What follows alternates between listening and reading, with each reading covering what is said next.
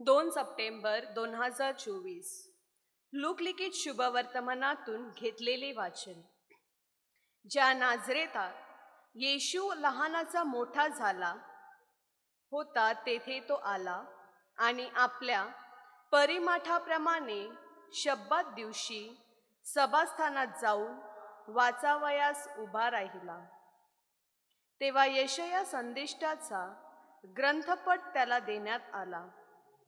त्याने तो उलगडून जे स्थळ काढले त्यात असे लिहिलेले आहे, परमेश्वराचा आत्मा माझ्यावर आला आहे, कारण गरिबां सुवार्ता सांगण्यास त्याने मला अभिषेक केला.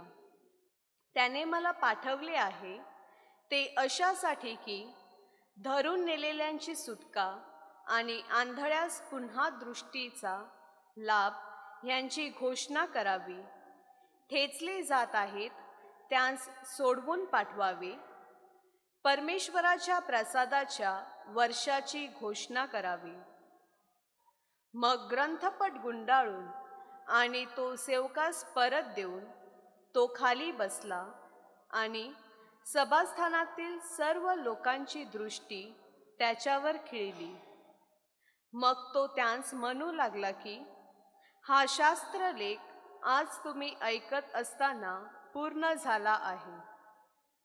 तेव्हा सर्व त्याची वाहवा करू लागले आणि जी कृपावचने त्याच्या मुखातून निघत होती त्याविषयी आश्चर्य करू लागले. ते म्हणू लागले, हा योसेफाचा पुत्र ना? त्याने त्यांस म्हटले, खरोखर तुम्ही मलाही मन लागू कराल की, हे वैद्या, तू स्वतःलाच बरे कर.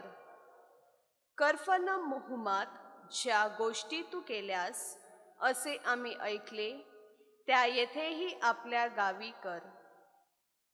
पुढे तो म्हणाला, मी तुम्हास खचित सांगतो, कोणताही संदेष्टा स्वदेशात मान्य होत नाही. आणखी मी तुम्हास खरेच ते सांगतो की एलियाच्या काळी 3.5 वर्षे आकाश बंद राहून सर्व देशात मोठा दुष्काळ पडला होता. त्या काळी इस्रायेलात पुष्कळ विधवा होत्या, तरी त्यातील एकीच्याही कडे एलियाला पाठवले नव्हते, तर सीदोन प्रदेशातील सारफत येथील एका विधवेकडे मात्र त्याला पाठवले होते. तसेच अलिशा संदेष्टाच्या काळी इस्रायेलात पुष्कळ कुष्ठरोगी होते, तरी त्यांच्यातील कोणीही शुद्ध झाला नाही, तर सूरियाचा नामान मात्र शुद्ध झाला. हे ऐकून सभास्थानातील सर्व लोक संतापले. त्यांनी उठून त्याला गावाबाहेर काढले आणि ज्या डोंगरावर त्याचे गाव वसले होते त्याच्या कड्यावरून त्याला लोटून देण्यास तेथपर्यंत नेले, पण तो त्यांच्यापासून निघून गेला. चिंतन. प्रभू येशू आपल्या अधिकृत प्रेषित कार्याचा प्रारंभ यशया संदेष्टाच्या ग्रंथापासून करतो. येशूला सभास्थानात ग्रंथपट देण्यात आला. हा ग्रंथपट म्हणजे पपायरस नावाच्या झाडाच्या सालीपासून तयार करण्यात आलेली गुंडाळी असायची. ही गुंडाळी दोन्ही बाजूने गुंडाळलेली असायची. एखादा उतारा वाचून झाला की तो भाग एकीकडून गुंडाळला जायचा. हा ग्रंथपट अगदी एका सन्मानाने पेटीत ठेवून दिला जायचा.